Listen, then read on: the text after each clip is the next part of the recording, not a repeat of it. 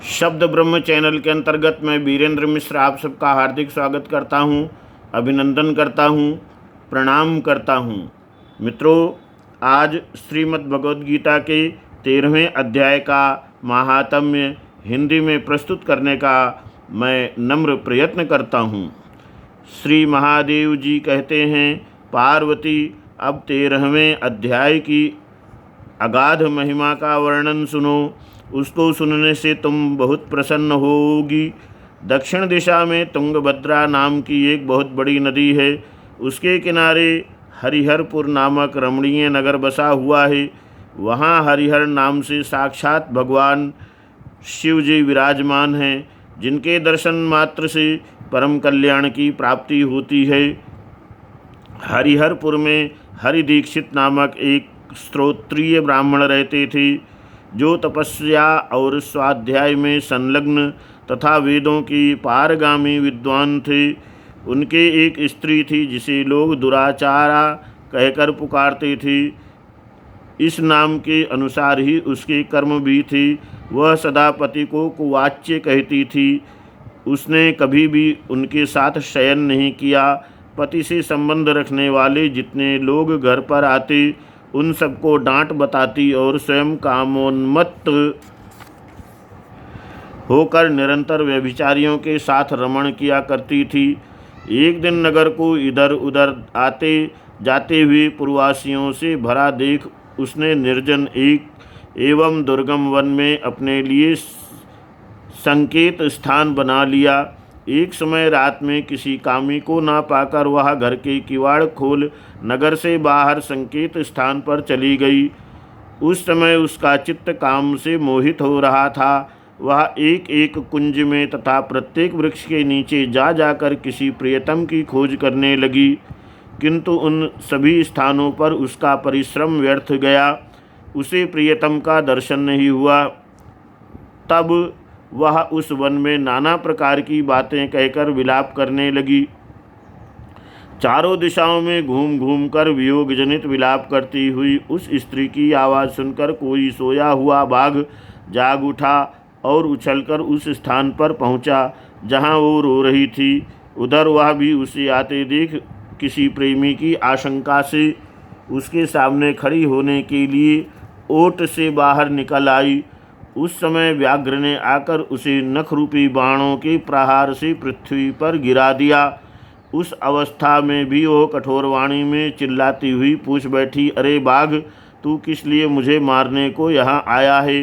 पहले इन सारी बातों को बता दे, फिर मुझे मारना। उसकी ये बात सुनकर प्रचंड पराक्रमी व्याघ्र क्षण भर के लिए उसे अपना ग्रास बनाने से रुक गया और हंसता हुआ सा बोला, दक्षिण देश में मलापहा नामक एक नदी है। उसके तट पर मुनि पर्णा नगरी बसी हुई है। वहाँ पतंजलि नाम से प्रसिद्ध साक्षात भगवान शंकर निवास करते हैं। उसी नगरी में मैं ब्राह्मण कुमार होकर रहता था। नदी के किनारे अकेला बैठा रहता और जो यज्ञ के अधिकारी नहीं हैं, उन लोगों से भी यज्ञ कराकर उनका अन्न खाया करता था। इतना ही नहीं, धन के लोभ से मैं सदा अपने वेद पाठ के फल को भी बेचा करता था। मेरा लोभ यहाँ तक बढ़ गया कि अन्य भिक्षुओं को गालियाँ देकर हटा देता और स्वयं दूसरों को नहीं देने योग्य धन भी बिना दिए ही हमेशा ले लिया करता था। ऋण लेने के बहाने मैं सब लोगों को छला करता था। तदनंतर कुछ काल व्यतीत होने पर मैं बूढ़ा हुआ। मेरे बाल सफ़ेद हो गए, आँखों से सूझता ना था और मुँह के सारे दांत गिर गए। इतने पर भी मेरी दान लेने की आदत नहीं छूटी।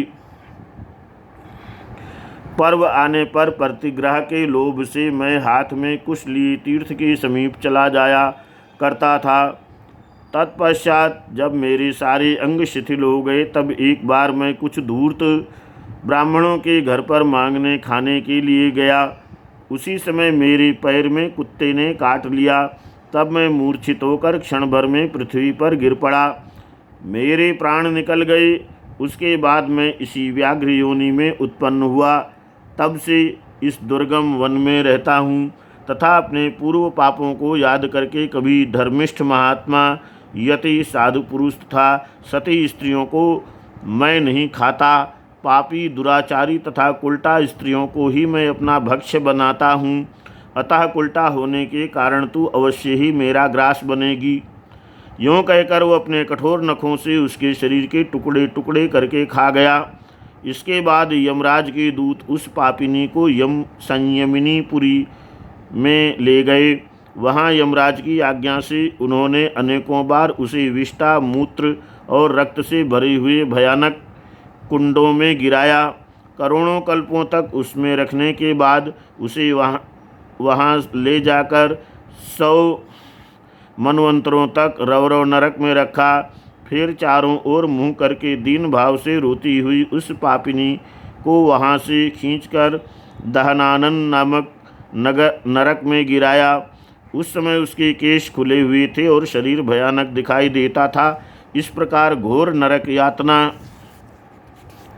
भोग चुकने पर वो महापापिनी इस लोक में आकर चांडाल योनि में उत्पन्न हुई। चांडाल के घर में भी प्रतिदिन बढ़ती हुई वह पूर्व जन्म के अभ्यास से पूर्ववत पापों में प्रवृत्त रही। फिर उसे कोढ़ और राजक्षमा रोग हो गया। नेत्रों में पीड़ा होने लगी। फिर कुछ काल के पश्चात वह पुनः अपने निवास स्थान हरिहरपुर को गई, जहाँ भगवान शिव के अंतःपुर की स्वामिनी जम्बका देवी विराजमान हैं। वहाँ उसने वासुदेव नामक एक पवित्र ब्राह्मण का दर्शन किया, जो निरंतर गीता के 13वें अध्याय का पाठ करता रहता था।